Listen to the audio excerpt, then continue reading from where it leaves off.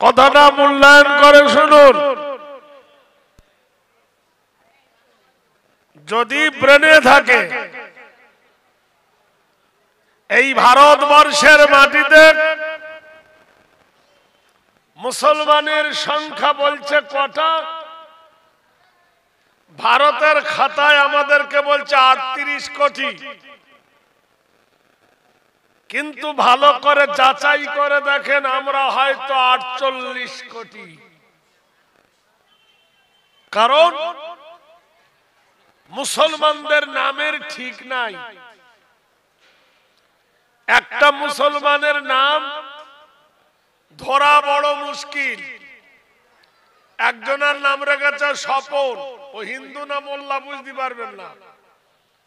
আরেকজনের নাম রেখেছে তপন, আরেকজনের নাম রেখেছে মন্টু, আরেকজনের নাম রেখেছে বল্টু, পল্টু, সেন্টু, ঝন্টু, লিলু, এরকম নাম আছে না মুসলমানের নাম? ধরা যাবে না। হিন্দুদেরও তাই, মেয়েদেরও তাই, মুসলমান মেয়েদের। একটা মেয়ের নাম আছে মমতা, মমতা হিন্দু আছে মুসলমান আছে, আছে না? নাম রয়েছে ফুলি, দুলি, টুলি, টুনটুনি, আনারকলি, শ্যামলি, সোনালি, মোনালি, এরকম আছে। এইভাবে নামগুলোকে যোগ দিলে আমরা ভারতের সংখ্যায় বেশে যাব।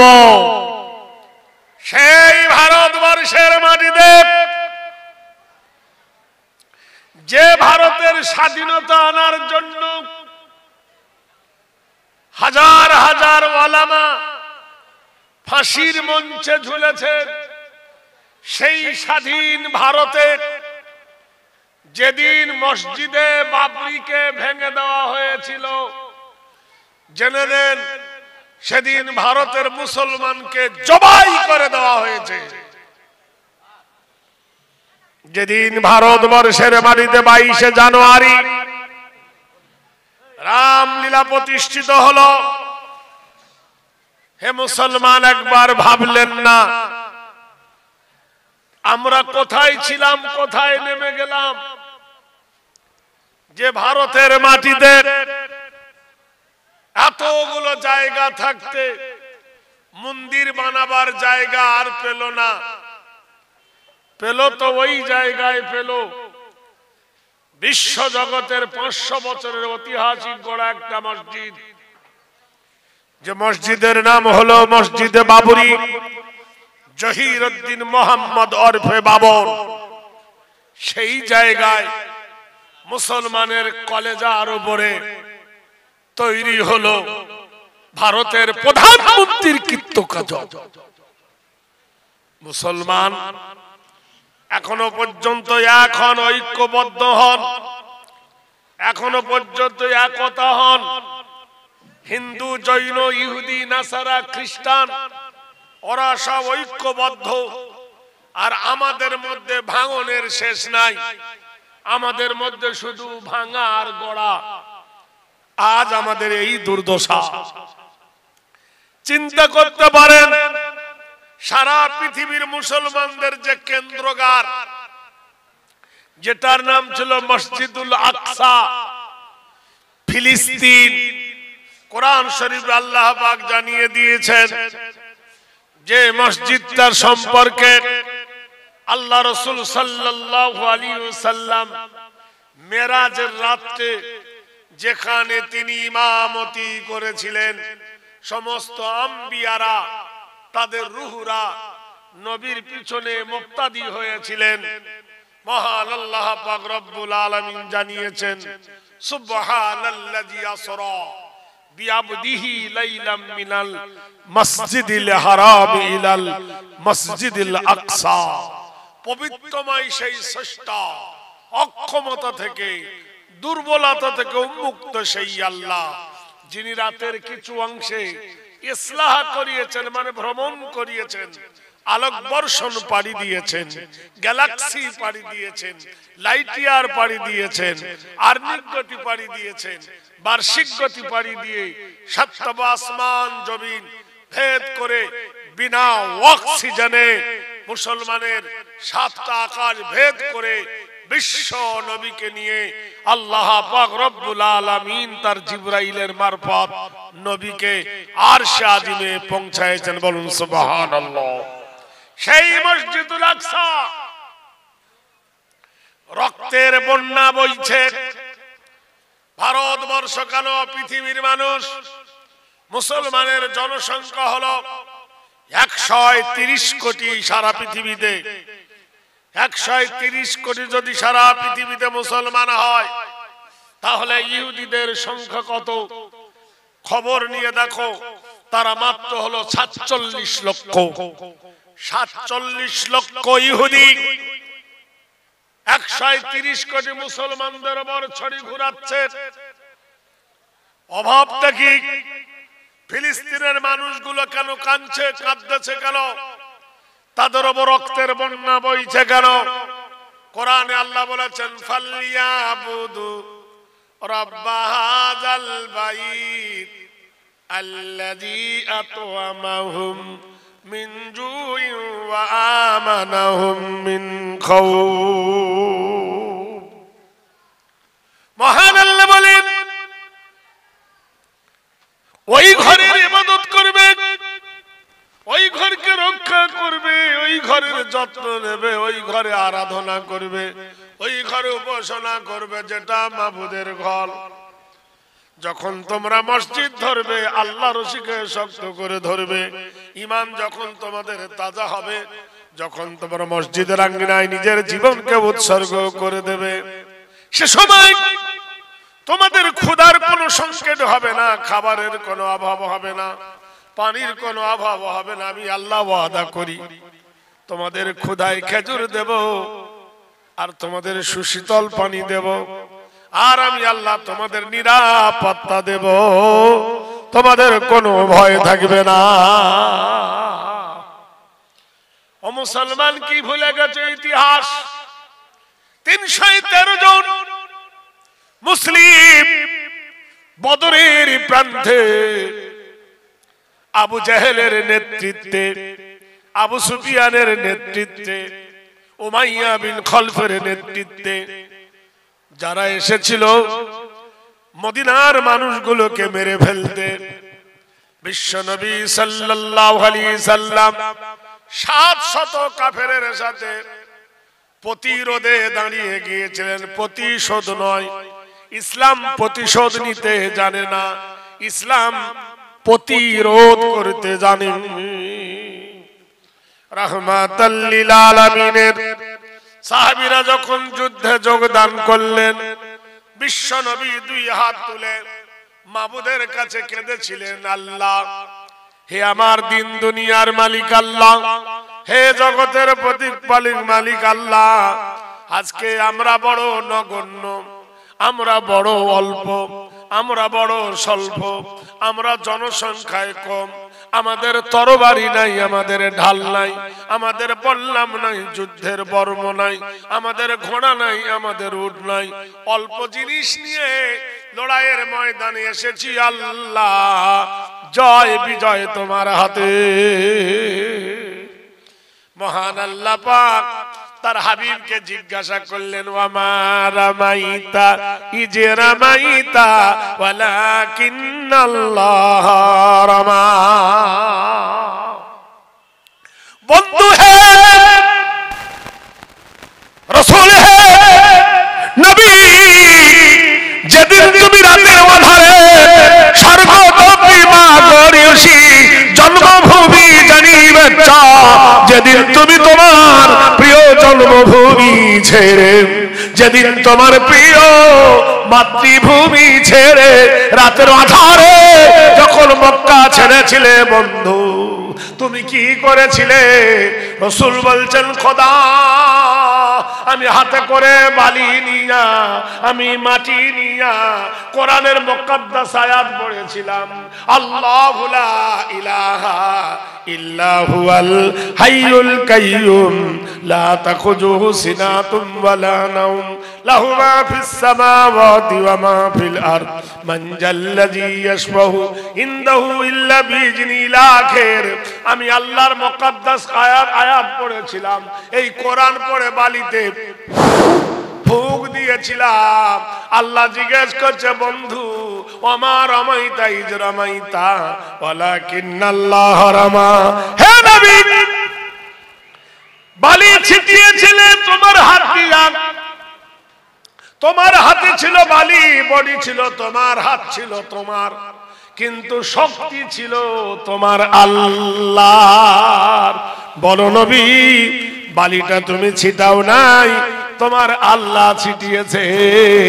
আজকের জিহাদের ময়দানে পড়ো, নাস্তাইনু বিল্লাহ ওয়া নাতাওয়াক্কালু আলাইহি নাসরুম মিনাল্লাহি ওয়া ফাতুহুন কারীম ওয়া বাশিরিল মুমিনিন।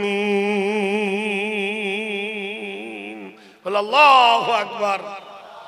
যখন তোমার জীবন, যখন তোমার যৌবন, যখন তোমার মন এবং প্রাণ আল্লাহর উপর উৎসর্গ করে দেবে, দূরটা নিকটবর্তী হবে, মুশকিলটা আমি আল্লাহ আসান করে দেব। জয় বিজয় আল্লাহর হাতে। হে বন্ধু, আগিয়ে চলো সেই যুদ্ধে আমরা মুসলমান জিতেছিলাম, কাফেরকে আল্লাহ হারিয়ে দিয়েছিলেন, দেয় নাই? আজ বলুন, ফিলিস্তিনের মানুষগুলো কেন কাঁদতেছে? সারা পৃথিবীতে 130 কোটি মুসলমান যদি পেশাব করে দেয়, 47 লক্ষ ইহুদি সেই পেশাবে ডুবে যাবে, ভেসে যাবে। কিন্তু না, তারাই আজি বোমার আঘাতে ফিলিস্তিনের উপরে আঘাত হানছে, আর ফিলিস্তিনের মানুষ তারা কেঁদে বেড়াচ্ছে, বাঁচাও বাঁচাও। তাদের মধ্যে একতা, ঐক্যবদ্ধ নাই। আজও যেমন আমাদের ভারতে একতা নাই, ঐক্যবদ্ধ নাই। হে মুসলমান, আমাদের লড়াইয়ের শেষ নাই। কেউ বলে গোল টুপি, কেউ বলে লম্বা টুপি, কেউ বলে জোরে আমিন বলো, কেউ বলে আস্তে আমিন বলো, কেউ বলে বুকে হাত বাঁধো, কেউ বলে কোমরে হাত বলো, কেউ বলে নিচে নাভিতে বাঁধো, কেউ বলছে গোল জামা পরেছি না লম্বা জামা পরেছিস, আরেক দল বলছে নবী নূরের তৈরি না মাটির তৈরি। এই নিয়ে শুধু গন্ডগোল, এছাড়া আমাদের আর কোন ফেতনা নাই, কোন দল নাই। সত্যি করে বলেন তো, কবরের ভিতরে গেলে জিজ্ঞেস করবে তুই কোন পার্টি করেছিস, তৃণমূল না সিপিএম না কংগ্রেস না নির্দল? জিজ্ঞেস করবে? কবরে জিজ্ঞেস করবে গোল টুপি না লম্বা টুপি, জোরে আমিন না আস্তে আমিন? বিশ্ব যখন এগিয়ে চলে আমরা তখন বসে, বিশ্ব যখন এগিয়ে চলে আমরা তখন পিছে, বিবি তালাকের ফতোয়া লিখি কোরআন হাদিস চষে। আজ বিশ্বে কি অবস্থা হচ্ছে সেদিকে আমাদের খবর নাই। আমপাড়া পড়া হামবাড়া মরা, যত মানবের দল আমপাড়া পড়া হাম বড় মেরা, যত মানবের দল ফতোয়াবাজি চার দোকানে, মানুষের যত কন্দল, যত ফতোয়া চা খেতে বসে, অন্যদিকের ফতোয়া নাই। আমাদের সেই জাতি আমরা। আমাদের এই ভুল কবে ভাঙবে? কবে আমাদের দুঃখ ভাঙবে? কবে আমাদের এই বেদনা ভাঙবে? এক আল্লাহ ব্যতীত কেউ জানে না মুসলমান। এসো, যদি কোনদিন পবিত্র মক্কায় গিয়েছেন নিশ্চয়ই খবর রাখবেন। আজিজিয়া যেখানে হাজিদের জায়গা দেওয়া হয় 12 নম্বর বাস স্ট্যান্ড, যেখানতে 12 নম্বর বাস ছাড়ে ওইখানে তেমোহনীর ওপরে একটা মসজিদ আছে, দেখবেন মসজিদটার নাম দেওয়া হয়েছে মসজিদে হারসি। হযরত রাসূলুল্লাহ সাল্লাল্লাহু আলাইহি ওয়াসাল্লামের প্রিয়তম একজন সাহাবা যার নাম হযরতে হারেসা, নিশ্চয়ই জানেন বিশ্ব নবী সাল্লাল্লাহু আলাইহি সাল্লাম তাজদারে মদিনা কাবা শরীফের চতুর্দিকে একটা মেলা হতো। প্রীতিত নাম সরধাতা নিরিদিত কল্যাঙ্ঘেরি সর্বগরিয়সী সর্ব উলঙ্গধায়া নর নমনস্তে নমনস্তি নস্তপ্রীতা কৃত বয় সর্বভূতে বয়। তোমরা নিশ্চয়ই শুনেছ জাহিলিয়াতের জামানায় যে কাবা শরীফের চতুর্দিকে উলঙ্গ হয়ে কাবাকে তওয়াফ করত রাসূল। কে কি বাজায় রে ভাই? পিক পিক করে করে বাইরে কে বাজাতে পারেন না?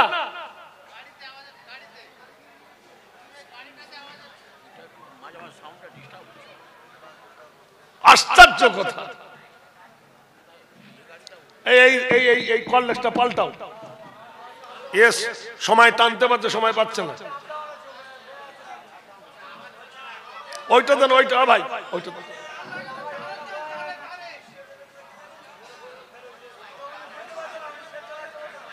অমনি ওইগুলো ব্যাটারি ছাড়া তোর ওইগুলো দে না। হ্যাঁ,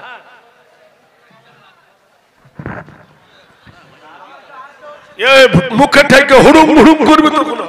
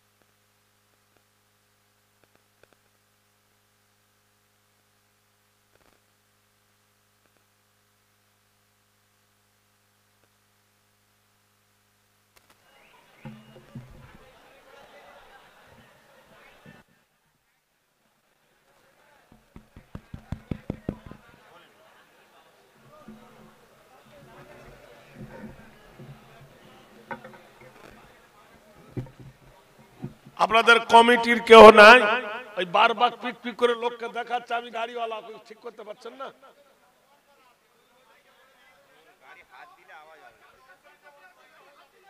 তা চাবি অফ করে দেবে গাড়িটা, সাউন্ডটা।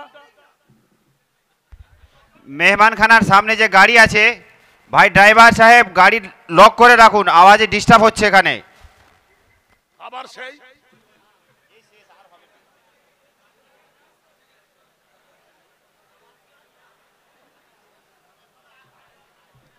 যাক ভাই, ছেড়ে দেন। মাইক কেন হচ্ছে এরকম গো? আল্লাহুম্মা সাল্লি আলা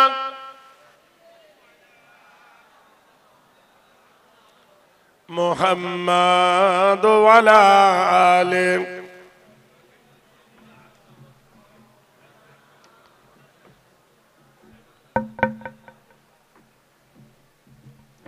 আওয়াজটা ক্লিয়ার হচ্ছে না বাবু, একটু ঠিক করো বাবু।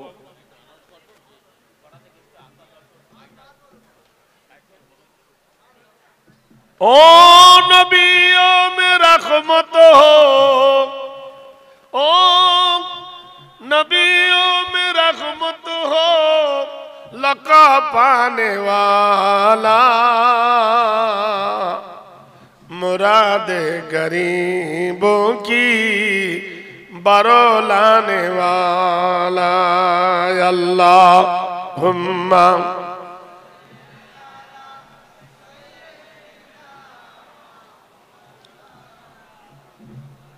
वाला आले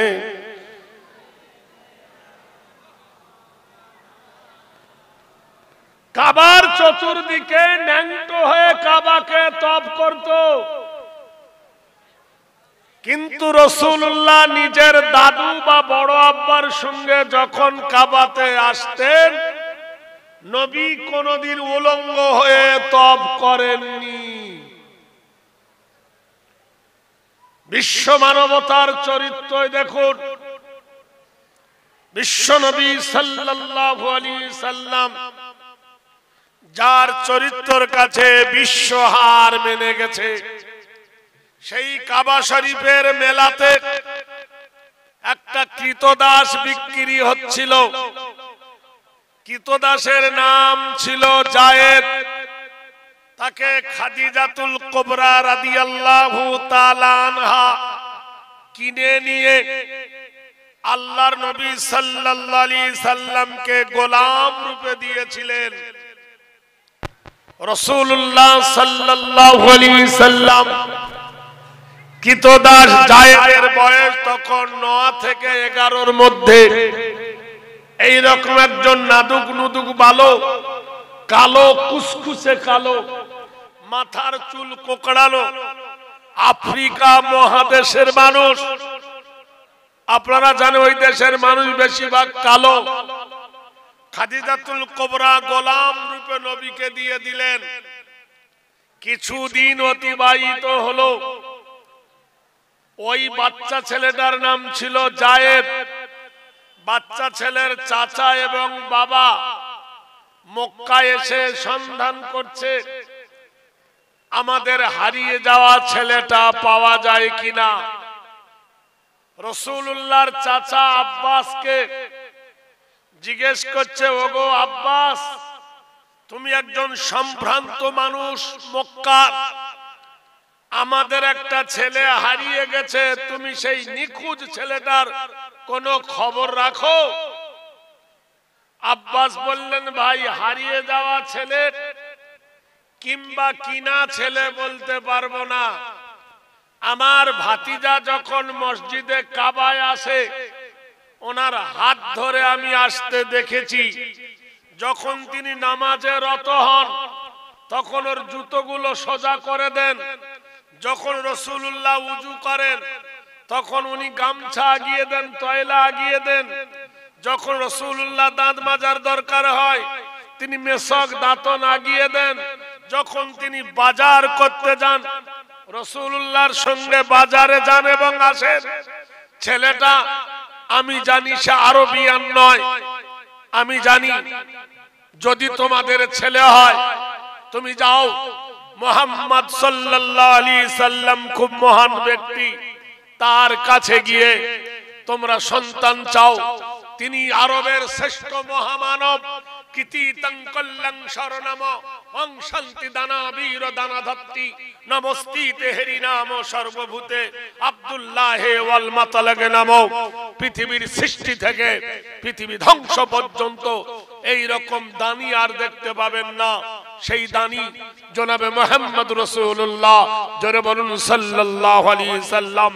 পৃথিবীর কোন আদর্শ দেখো, কোন নবীকে পেটে পাথর বেঁধে দেখি নাই, কোন নেতা পেটে পাথর বাঁধে নাই, কোন নেতা না খেয়ে অপরকে বিলি করে দেননি।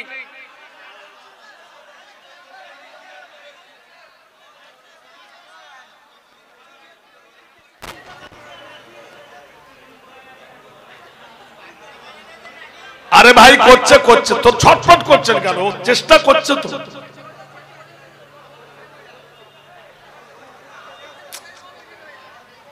ভাইরা আমার, ও ভয়ে বোধহয় কমাচ্ছে। আমি ইউনিট কাটবো না, ওদের মার মেরে ফেলবে।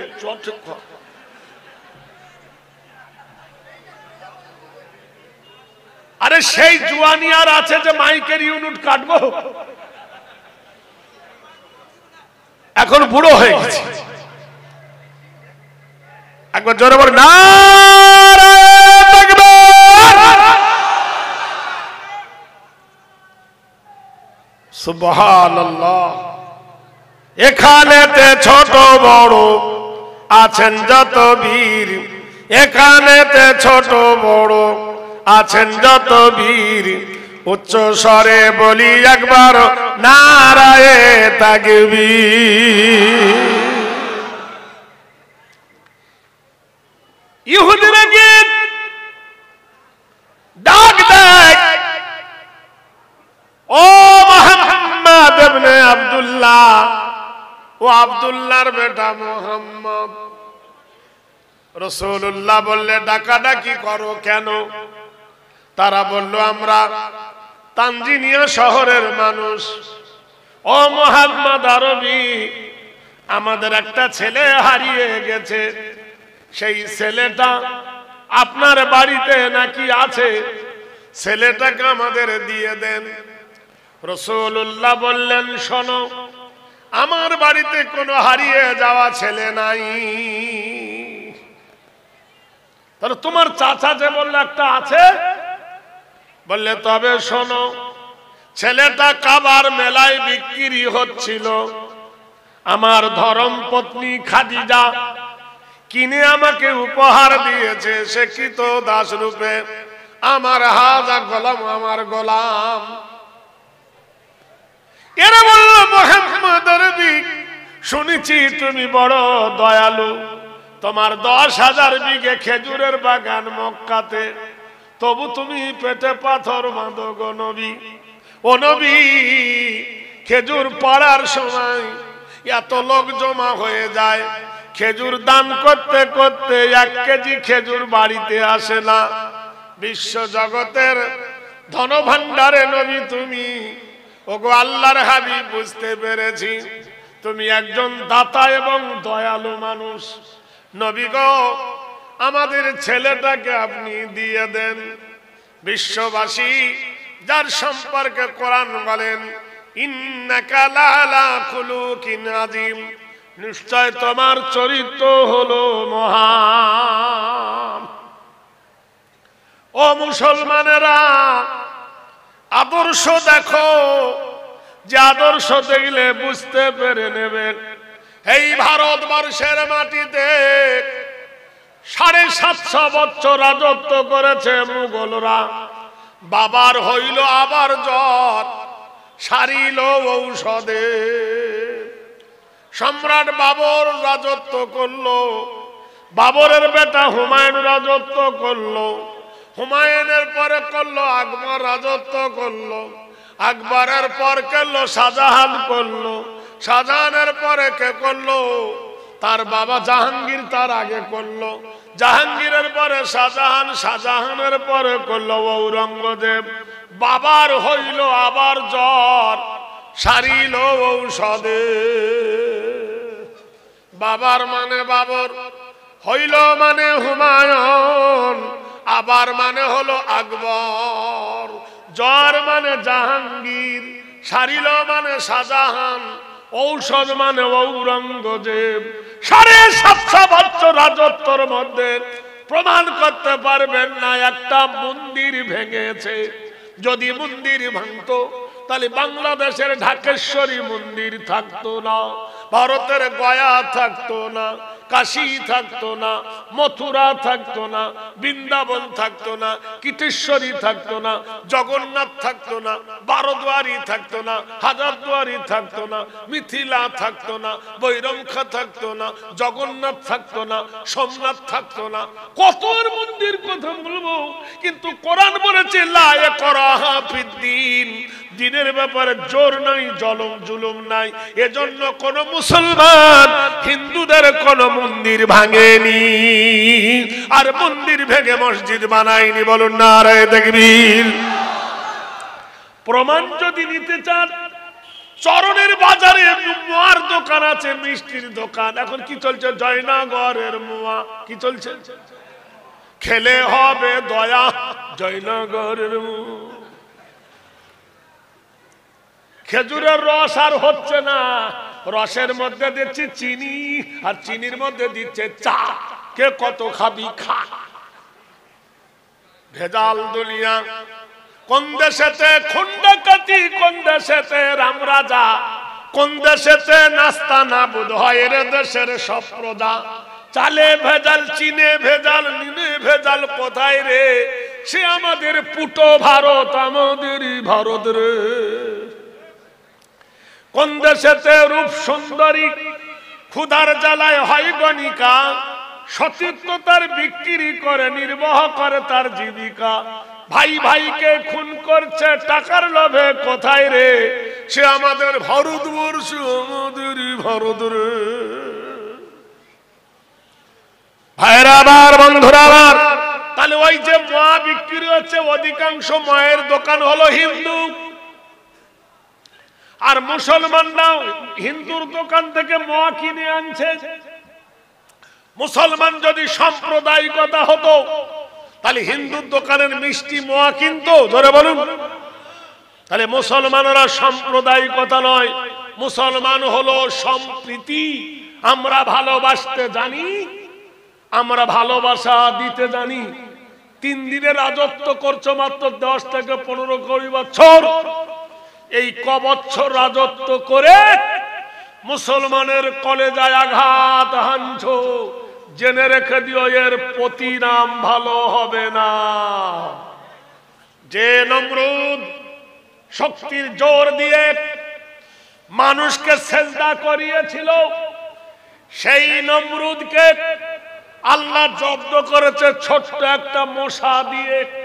নমরুদ হয়েছিল হিরো, আল্লাহ তাকে করে দিয়েছিল জিরো। যার নাকের ভিতর থেকে ভিতরে ঢুকে গেছে মশা হেডকোয়ার্টারে। মশা যখন কামড় দেয় নমরুদ তখন চিল্লায়। চাকর এসে যখন এর মাথায় জুতোর বাড়ি মারে, গ্রামের লোক আল্লাহকে দেখতে গিয়ে বলছে, হ্যালো হাউ আর ইউ। নমরুদ বলছে, তুমি কেমন আছো? পায়া আমি ওকে থ্যাংক ইউ বলে রেখে বলছি, ওরে তোর জুতোটা আমার মাথায় মেরে দাও, ওই জুতোর বরকতে যদি যন্ত্রণা কমে। আল্লাহ বলছে, হিরো করে দিয়েছি আমি জিরো।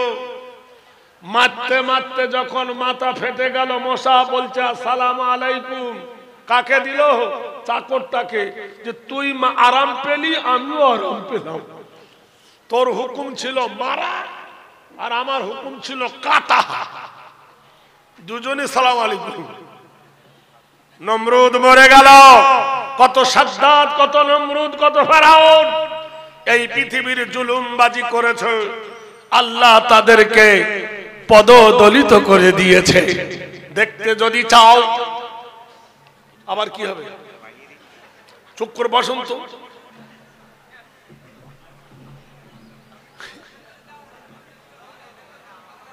দরকার নাই, ওরা বসে না, আমরা লাগাবো না। ওরা যদি বসে তাহলে লাগাবো।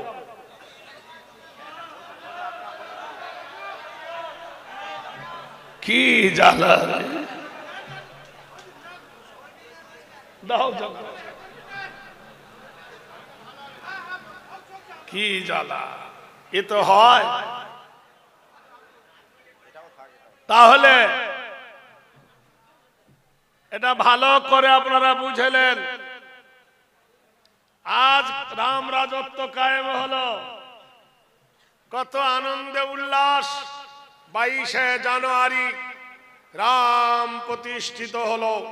বিশ্বের কোন লাইব্রেরিতে আজও প্রমাণ করতে পারেনি, হাইকোর্টের সুপ্রিম কোর্টে, রাম স্রষ্টা না সৃষ্টি।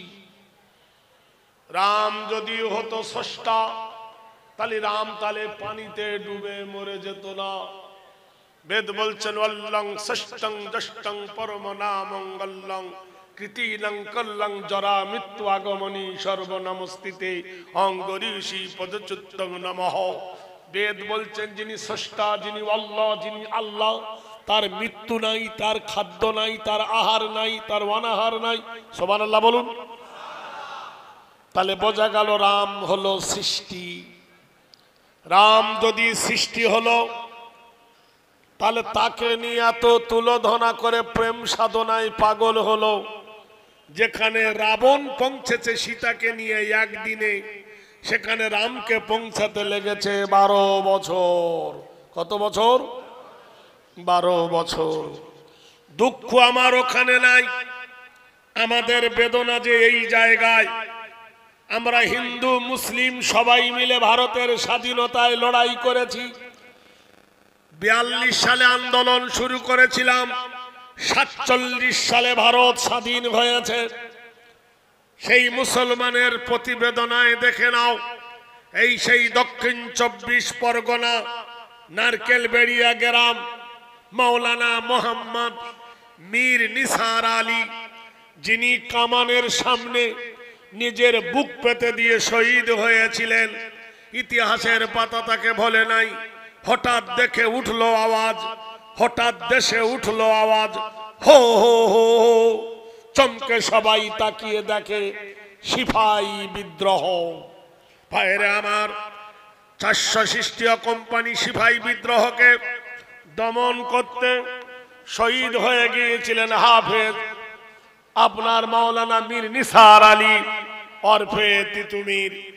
সল্লেগের মাগানে গলায় ফাঁসির মঞ্চে যিনি ঝুলেছিলেন, তিনি কোনো এমএলএ এমপি নয়, প্রফেসর নয়, মাস্টার নয়, ডাক্তার নয়, তিনি ছিলেন হাফেজে কোরআন। ভাইরা আমার, বন্ধুরা আমার, অবহেলার কাঠি বড় হয়ে যায়। একটা কাঠ দিয়ে খাট বানিয়েছে, খাটটার দাম হয়েছে কত জানেন? 40 নয় 80,000 টাকা। বলে কি খাট? বক্স খাট। একটা কাঠ দিয়ে তৈরি করেছে চেয়ার।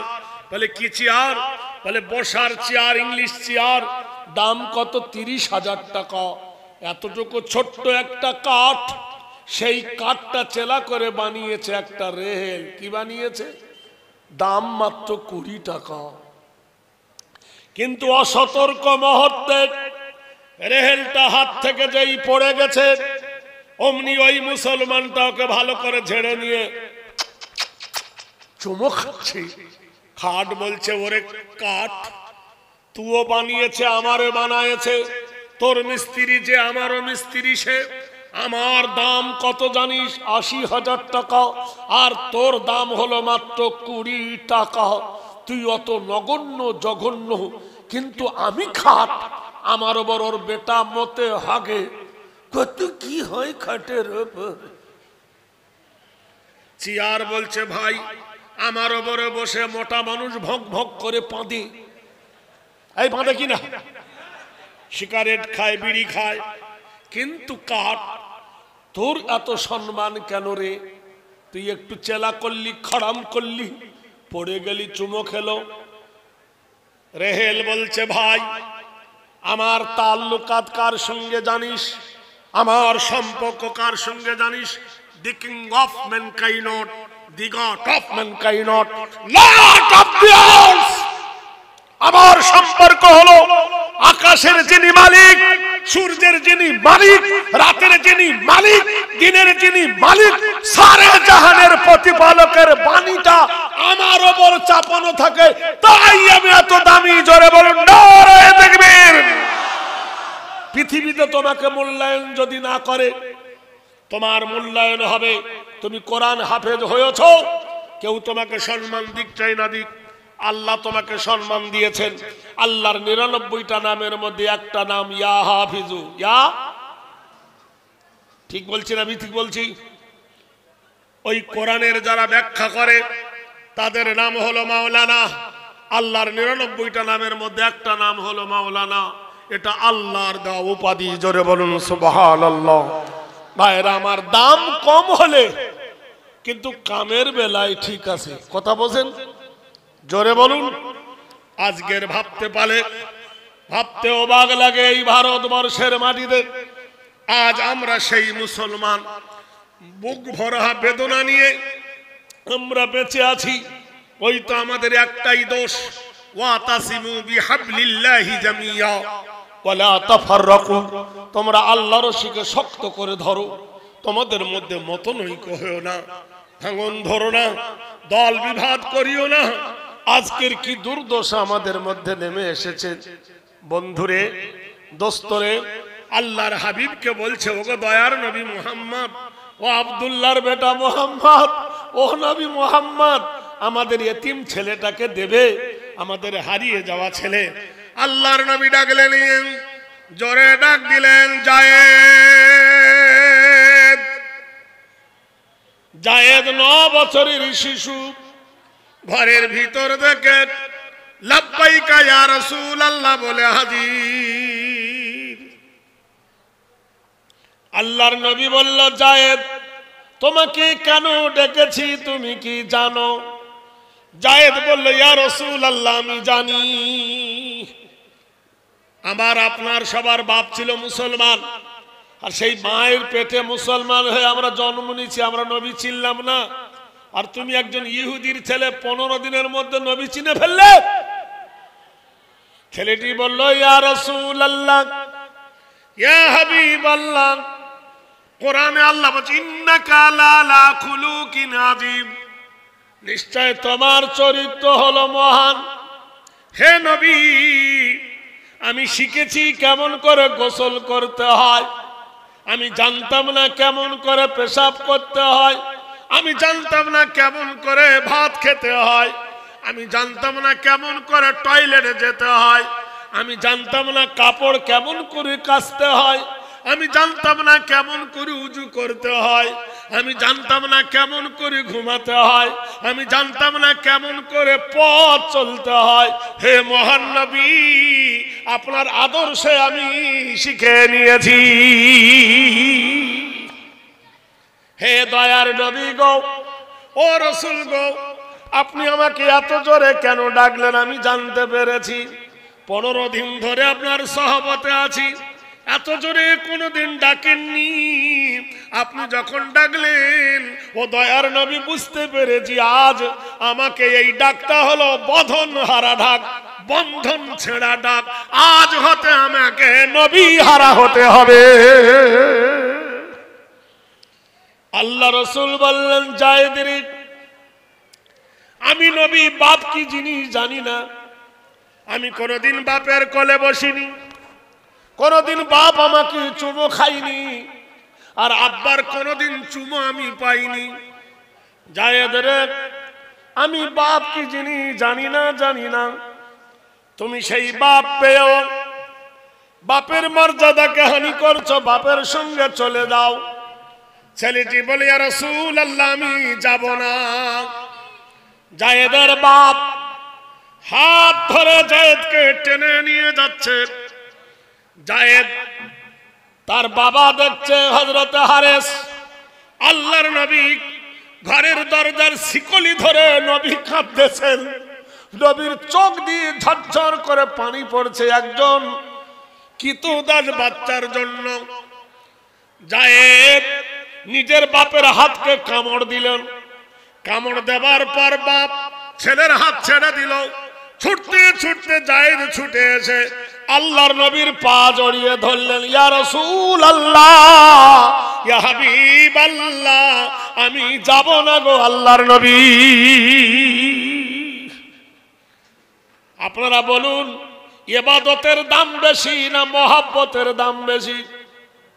কথা বলে না এরা। যে ইবাদতে মহব্বত নাই, ওই ইবাদত গ্রহণযোগ্য নাই। তাহলে বোঝা গেল ইবাদত থেকে মহব্বতের দাম বেশি। আল্লাহর নবী তাজদারে মদিনার মহব্বত দেখে হযরতে হারেসা নবীর কাছে বললেন, নবী কি এমন মহব্বত দিয়েছেন নবী? বারবার মুখ মুজবতের দ্বারা হয় না। আমি তো মিনমিন করে কথা বলি না, আমি যতটুকু বলবো একবার 48 নম্বর গিয়ারে বলবো। তা বলতে গেলে তো মুখে থুতু বার হবে, কথা বোঝেন কিনা? থুতুটা তো মুছতে হবে কি ভাই? হচ্ছে না? দেখেন দিন কি জ্বালা।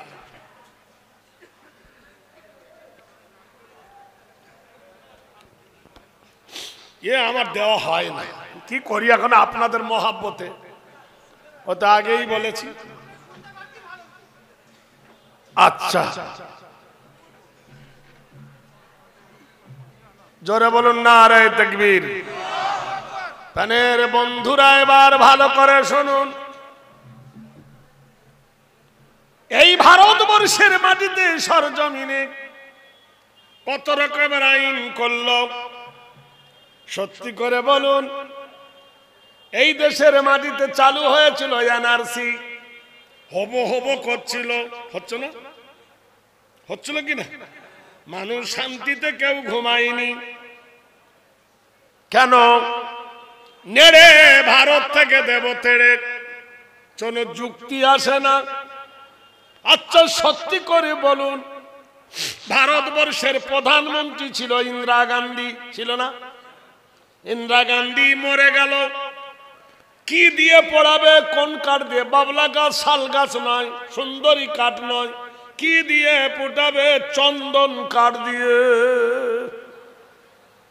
ইন্দিরা গান্ধী চন্দন কাঠকে পোড়াবার পর তার ছাই, তার রাখ, তার ভস্য করে ছাইটা হেলিকপ্টার করে তুলল, হেলিকপ্টার করে নিয়ে আকাশে উড়িয়ে দিল। ওই ছাই যদি পদ্মাতে পড়ে তো ভাসতে ভাসতে বাংলাদেশে যাবে। ওই ছাই যদি উড়ে পাকিস্তানে যায় তাহলে পাকিস্তানি, ছাই যদি চলে যায় শ্রীলঙ্কা তবে তুমি শ্রীলঙ্কাবাসী। কিন্তু আমার কোন মুসলমান মরে গেলে দাফন করা হয় হিন্দুস্তানের মাটিতে। বঙ্গ বিখ্যাত আলেম, আলেম কুলের শিরোমণি হক সাহেব রহমাতুল্লাহ আলাইহি আরাম করছেন মোগরাহাটের সরজমিনে। নারায়ে তাকবীর। বঙ্গ বিখ্যাত আলেম আল্লামা রুহুল আমিন সাহেব বসিরহাটের আমিনাবাগে। বঙ্গ বিখ্যাত পীর আবু বকর সিদ্দিক রহমাতুল্লাহ আলাইহি ফুরফুরা শরীফের মাটিতে। বঙ্গ বিখ্যাত একজন হাজী আব্দুল কাদের রানাঘাটা, দর্শন পণ্ডিতে একজন বক্তা বঙ্গ বিখ্যাত, যার নাম ছিল হাজী আব্দুল কাহার, যার বক্তব্যের মধ্যে ছিল লজিক। এখন তো তেরে মেরে দণ্ড করে দিব ঠন্ড। প্রশ্ন করছেন উনি অরিজিনাল আর ডুপ্লিকেট। সুবহানাল্লাহ। 3 ঘন্টা শুধু ওয়াজ করলো অরিজিনাল আর ডুপ্লিকেট। বলছে আকাশের চাঁদটা কি? বললো অরিজিনাল। একটা আয়না নিয়ে আসা হলো, আয়নায় যখন দেখানো হলো, ছেলে মাকে বলছে মা আকাশের চাঁদ আর চাঁদের এই আয়নার ভিতরের চাঁদ কি? তো বলছে মা ওইটা হলো অরিজিনাল, এটা হলো ডুপ্লিকেট। উনি আগেই বলতেন আগে ছুঁই না আগে ক্যাথা। সুবহানাল্লাহ। আগে মরগ না আগে মুরগি। এইভাবে শুধু অরিজিনাল আর নকল। ভাইরা আমার, বন্ধুরা আমার, সে কথা যান। তাহলে চিন্তা করে দেখেন, আমাদেরকে বলছে হিন্দুস্তান করব। কি করব? যেমন পাকিস্তান হয়েছে হিন্দুস্তান করব, কিন্তু বেদ বলছে বসুদতি বসুমতি হেরি কল্যাং সরমাতা নব কল্যাং সর্বদাতা গরিষি ওং শান্তি নমস্তিতে নম শীষ পজ্জতি কবর শতাতীত সর্বনাতে বয়। ভারত যদি হিন্দুস্তান করো শুধু, তার ভারতের মাটিতে একটা নবীর কবর আছে। কি আছে? কি আছে? নবীর কবর আছে। ওই নবীটার নাম হলো নবী শীষ। এই ভারতের মাটিতে বাংলাদেশে গেছি, একজন গান গাইছে, কেউ ফেরে না খালি হাতে খাজা তোমার দরবারে। চেয়ার ছাড়ে তোর দাঁত ঝরিয়ে দেবো। খাজার দরবারে, ওইটা উল্টে বল, কেউ ফেরে না খালি হাতে আল্লাহ তোমার দরবারে। এই ভারতবর্ষের মাটিতে দুটো দল আছে, একটা বলে খাজা বাবা পার করেঙ্গা, আরেকটা দল আছে বলে ভোলে বাবা পার করেঙ্গা, শোনো বলে না, বলে কিনা? সত্যি করে বলো, গুজরাটের মাটিতে 17টা সাহাবীর কবর আছে। সাহাবী বড় না পীর বড়? কথাই বলে। সারা পৃথিবীর পীরের ইমান যদি এক পাল্লায় রাখো, নবীর সাহাবীর ইমান যদি এক পাল্লায় রাখো, সাহাবীর ইমান ভারী হবে। আল্লাহর নবী জায়েদকে কোলে নিলেন, সুবহানাল্লাহ বলুন। জায়েদ বাপের হাত কামড়ে এসে নবীর কাছে এলেন, নবী ওই কৃতদাস বাচ্চাটাকে কোলে নিলেন। কালো কুচকুচে ভুমুর কালো কৃতদাসকে কোলে নিয়ে নবী গলায় জড়ালেন। জায়েদের বাপ আশ্চর্য হয়ে গেল, ভালোবাসা কাকে বলে। হযরতে হারেসা বলেন, ইয়া রাসূলুল্লাহ, আমি জীবনে কোনোদিন তোমার থেকে আমার জায়েদকে আলাদা করব না। যেমনি এই কথা বলল, নবী জায়েদকে গলা জড়িয়ে ধরে কাবার সামনে গিয়ে বলল, কাবাবাসী যারা বাইতুল্লাহ তপ করতে এসেছো শুনে নাও, এই জায়েদ আমার কৃতদাস নয়, গোলাম নয়। আজ হতে কৃতদাস বলবে না, জায়েদ হলো আমার পুত্র, আমি হলাম জায়েদের আব্বা। কি আদর্শ দেখে নাও, এমন মহান চরিত্র বিশ্ব নবী তাজদারে মদিনা দেখালেন। আল্লাহ পাক রব্বুল আলামিন তার নবীর চরিত্র কেমন দিয়েছিলেন চিন্তা করেন। হযরতে রাসূল খোদা সাল্লাল্লাহু আলাইহি সাল্লাম তাজদারে মদিনা ওই জায়েদের বাবাকে হারেসকে বলল, হারেস রে, তুমি আমার পিয়ন হয়ে যাও, রানার হয়ে যাও, যাকে কাসেদ বলা হয়। তুমি আমার চিঠি নিয়ে চলে যাবে, আমি ইসলামের জন্য দাওয়াত দিয়ে পাঠাবো। হযরতে রাসূলের সাহাবী হারেসা নবীর চিঠি নিয়ে চলেছেন, বারবার নবীর মুখের দিকে তাকাচ্ছেন। আল্লাহর নবী বলছি, কি দেখছো বন্ধু? বলি, ইয়া রাসূলুল্লাহ, জীবনের মতো দেখে নিচ্ছি, আর বোধহয় দেখা হবে না। যখন ইয়ামানের সরজমিনে গেল, বাদশা গরগিলিয়াস নবীর চামড়ার লেখা চিঠিটাকে ছিঁড়ে ফেললো, টুকরা টুকরা করলো। সংবিধানে পিয়নকে জবাই করা নিষেধ, কাসেদকে জবাই করা হারাম। বাদশা করলো কি, হারেসাকে জবাই করলো। যেমন মিসলু ফিল ওয়াস্তুরুন, মাছ যেমন কাটা হয়, যেমন বটিতে মাছ পিস পিস করে, ওই রকম করে তাকে টুকরা টুকরা করে কেটে চামড়ার ব্যাগে ভরে নবীর কাছে উপহার দিল। যা, উটের পিঠে তুলে দেওয়া হলো। হাদিসে এসেছে, সব জিনিস রাস্তা ভুলতে পারে, কিন্তু জীবনে উট কোনোদিন রাস্তা ভোলে না। উট যখন মদিনায় এলো, বস্তা দেখে নবীর মালুম হয়ে গেল, কিচ্ছু বললেন না নবী। জুম্মার নামাজ পড়তে যখন সাহাবীরা আসলেন, আল্লাহর নবী মসজিদে ঢুকলেন। কৃতি নমস্তিতে নমস্তাতা গরিয়সী উচ্চারাধনা কল্যাণ বয় অং শান্তি সর্বভূতে মুহাম্মাদে নমঃ। বলে, মুহাম্মাদকে যদি চিনতে চাও, মুহাম্মাদকে যদি জানতে চাও, মুহাম্মাদকে যদি বুঝতে চাও, তাহলে মসজিদের কিনারায় যাও। দেখবে মসজিদের কিনারে একটা মিনার আছে। মিনারের প্রথমে যিনি দাঁড়ায়, উচ্চ স্বরে বলে, আশহাদু আন্না মুহাম্মাদার রাসূলুল্লাহ। মিনারের প্রথমে হলো মো, মুয়াজ্জিনের প্রথমে হলো মো, মসজিদের প্রথমে হলো মো, মুহাম্মাদের প্রথমে হলো মো। যারা নামাজ পড়তে আসে তারা হলো মুসল্লি, মুসল্লির প্রথমে মো। যে জায়গা দাঁড়িয়ে নামাজ পড়ায় জায়গাটার নাম হলো মেহরাব, মেহরাবের প্রথমে মো।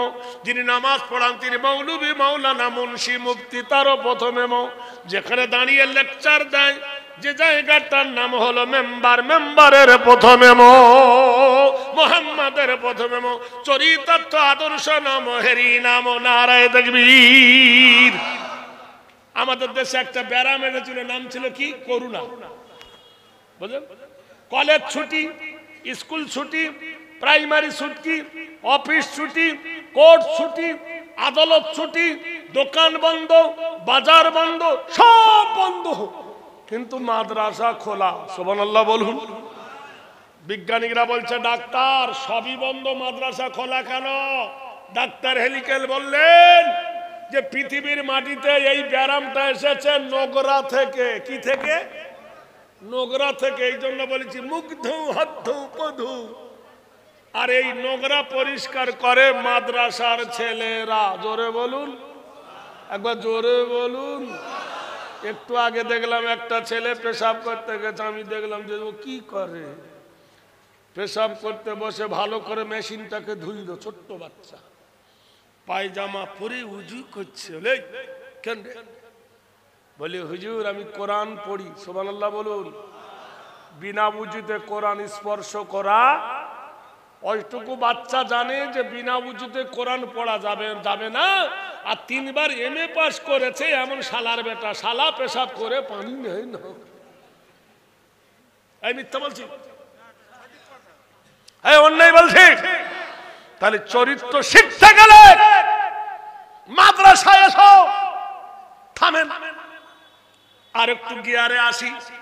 ট্রেনের দেখবেন সামনে বাঁয়ে 2টো বগি আছে, জেনারেল বগি থাকে না? আর মধ্যখানে দেখবেন 2টো বগি থাকে, কিছু বগি থাকে কাঁচের ঘেরা, ওটা হলো ফার্স্ট ক্লাস। আর তারপরে থাকে স্লিপার, থাকে না? জোরে বলুন।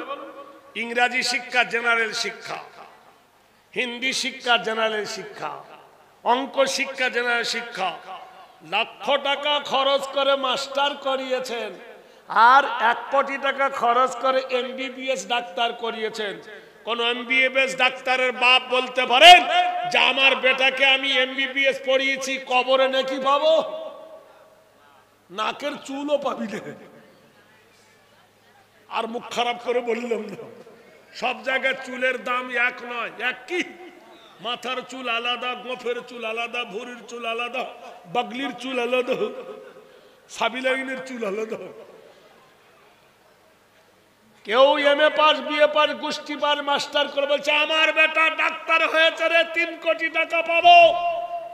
শুনেছেন? গরিবের ছেলে আলেম হয় আর ধনীর ছেলে ডাক্তার মাস্টার হয়। এই জন্য ধনীর মা বাপকে বৃদ্ধা আশ্রমে যেতে হয়। আমি প্রতি বছর রমজান মাসে বৃদ্ধা আশ্রমে আমার প্রোগ্রাম হয় লালগোলাতে। বিশ্বাস করেন টাকা দিক আর না দিক আমি রহস্য দেখতে যাই। প্রত্যেকের চোখ দিয়ে পানি আসে আমাকে দেখে, আর বলে, আমি ওদেরকে জিজ্ঞেস করি কেমন আছেন চাচি? বলছে বাপ রে কেমন থাকবো, পেটে কুকুর জন্ম দিয়েছিলাম। কি দিয়েছিলাম? কুকুর কোনদিন তার প্রভুকে বলে না।